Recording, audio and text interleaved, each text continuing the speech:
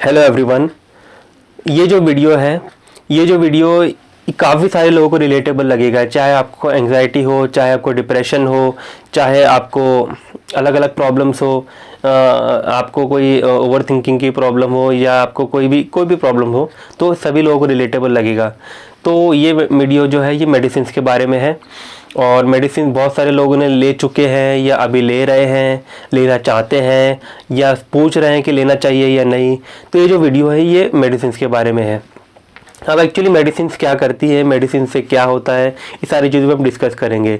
और medicine no doubt काफ़ी चीज़ों में बहुत काम की चीज़ है, काफ़ी चीज़ों में मेडिसिन का जो है वो रोल अच्छा होता है। इसका मतलब ये नहीं कि वो हर जगह पे सही रहे। अब समझ लीजिए कि सबसे सिंपल एग्जांपल लेते हैं हम नींद का हम एग्जांपल लेते हैं कि किसी को नींद नहीं आ रही है। अब एक नॉर्मल आदमी जो है वो सो जाता है, लेकिन किसी कारण उसको नींद नहीं आती, उसको टेंशन हो रहा है अपने बच्चों का, अपनी फैमिली का, अपने जॉब का, अपने करियर का, उसको टेंशन हो रहा है और टेंशन की वजह से उसको नींद नहीं आ रही है। ऐसा नहीं है कि वो कोई शरीर में कोई प्रॉब्लम हो गई है, उसको सिर्फ टेंशन की वजह से नींद नहीं आ रही है। अब आप मुझे बताइए कि दुनिया में ऐसी कौन सी दवाई बनी है जो उसका टेंशन ही ख़त्म कर दे। अगर उसकी जॉब नहीं लग रही तो जॉब लग जाए, उसका अगर करियर है तो करियर बन जाए, उसका जिसके है उसका कौन सी दवाई है जिसका उसका टेंशन ख़त्म हो जाए। या समझ लीजिए अगर वो चीज़ें सॉल्व नहीं हो रही कि कम से कम उसके दिमाग से चीज़ें निकल जाए, ऐसा पॉसिबल नहीं है। मेडिसिन क्या करती है, मेडिसिन आपके बॉडी में जाती है और बॉडी में जाने के बाद में चेंजेस करती हैं कुछ। फॉर एग्जांपल अगर नींद का ही ले लेते हैं, ये सिंपल एग्जांपल लेते हैं। नींद में क्या होता है कि एक हार्मोन होता है जिसको बोलते हैं मेलाटोनिन। मेलाटोनिन जो हार्मोन है वो आपको सुलाता है, नेचुरली आपको स्लीप आती है, आप सो पाते हो, ये मेलाटोनिन की वजह से होता है। अब क्या होता है कि नेचर ने आपको कैसा बनाया, नेचर ने तो बहुत स्मार्ट है, आप नेचर से बड़े तो आप हो नहीं सकते हो, है ना। तो उसने आपको ऐसा बनाया है कि जब जब आपको कोई भी खतरा महसूस हो या जो भी आपको स्ट्रेस हो, जो भी हो, उस टाइम पे आपके लिए सोना सही नहीं है। नेचर ने आपको ऐसा बनाया है। अब इसका मतलब ये है कि कभी भी आपको स्ट्रेस हो तो आपके लिए सोना सही नहीं है। अब फॉर एग्जांपल एक आदमी है जो नेचुरली 11 बजे सो जाता है, रात में अपने आप सो जाता है, नींद आ जाती है बिना किसी मेडिसिन के, बिना किसी एफर्ट्स के। अब उसको पता चलता है कि आज रात में चोरी, मोस्ट प्रोबेबली हमारे घर में चोरी हो सकती है, हमारे मोहल्ले में डकैती होने वाली है, हमारे घर पे भी डकैती चोरी हो सकती है और बहुत काफ़ी हाई चांसेस है हमारे घर में चोरी हो सकती है। तो जो नेचुरली 11 बजे सो जाता है वो आदमी, आपको क्या लगता है कि वो सो पाएगा, उसको नींद आ जाएगी? नहीं आएगी, क्योंकि उसके दिमाग में स्ट्रेस रहेगा, उसके दिमाग में टेंशन रहेगी, थॉट्स आएंगे उसके दिमाग में, जो माइंड जो हमारा थिंकिंग चलती रहेगी, प्रोसेसिंग होती रहेगी। तो उस टाइम पे आपके लिए सोना सही नहीं है। तो नेचर ने आपको ऐसा बनाया है। अभी समझ लीजिए कि कोई किसी को मारने के लिए दौड़ रहा है, किसी की जान पे खतरा आ जाए, तो उसके लिए सोना अप्रोप्रिएट ही नहीं है। नेचर ने आपको सही बनाया है। अब उससे क्या होता है कि जब जब आपको टेंशन होगा, जब जब आपको स्ट्रेस होगा, ओवर थिंकिंग होगी, एंग्जाइटी होगी, तो आपके बॉडी में एक कोर्टिजोल नाम का हार्मोन आपकी बॉडी में सर्कुलेट होगा। अब कोर्टिसोल मतलब जो स्ट्रेस का हार्मोन है। अब नेचर ने आपको ऐसा बनाया है कि जब जब आपके बॉडी में ये कोर्टिसोल सर्कुलेट हो, तब तब जो नींद का हार्मोन है मेलाटोनिन, वो नहीं आना चाहिए, क्योंकि अगर आप टेंशन में हो तो आपके लिए सोना सही नहीं है, ऑब्वियस सी बात है। तो अब नेचर ने क्या है, आपको इस तरीके से बनाया है, बहुत स्मार्ट तरीके से आपकी बॉडी को बनाया हुआ है। लेकिन अभी हम क्या कर रहे हैं कि हमें टेंशन आ रहा है, तो हम क्या कर रहे हैं कि हम टेंशन को देख ही नहीं रहे कि नींद क्यों नहीं आ रही, उसको सब साइड में रख दे रहे हैं। हम क्या कर रहे हैं, गोली खा के फोर्सफुली बॉडी को सुला दे रहे हैं। दवाई क्या कर रही है, दवाई जाके सेंट्रल नर्वस सिस्टम को थोड़ा शांत कर दे रही है, तो हमारे थिंकिंग हमारी सब बंद हो जाती है, कोई थॉट्स नहीं आते हैं, वो बंद कर देती है। हार्मोन्स को थोड़ा सा स्टिमुलेट कर देती है, मेलाटोनिन को थोड़ा स्टिमुलेट कर देगी, थोड़े से और बॉडी में चेंजेस कर देगी। और क्या होगा कि जैसी दवाई जाती है तो आपको नींद आ जाती है, तुरंत आ जाती है। तो इससे ये होता है कि आपके बॉडी में उसने दवाई ने जाके कुछ चेंजेस किए जिसकी वजह से आपको नींद आ गई है। आपके अगले दिन क्या हो गया कि फिर टेंशन नहीं आएगी, ऑब्वियसली आएगी, क्योंकि वो दवाई ने कुछ चीज़ें ठीक थोड़ी करी है।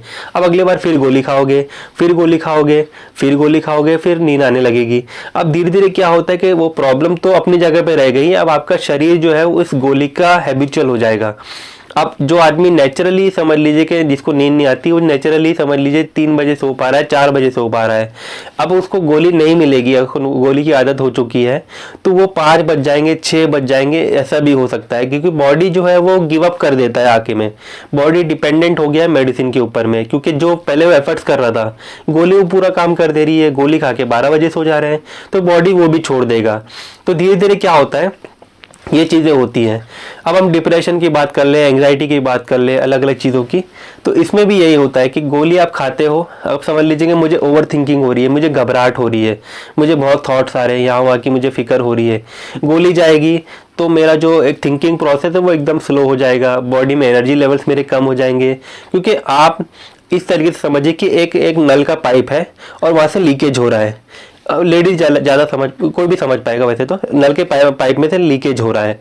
अब क्या है कि इसके दो सोल्यूशन हो सकते हैं। पहला सोल्यूशन ये है कि लीकेज कहाँ पे हो रहा है इसको पता लगाइए, उसके बाद में उसको फिक्स करिए।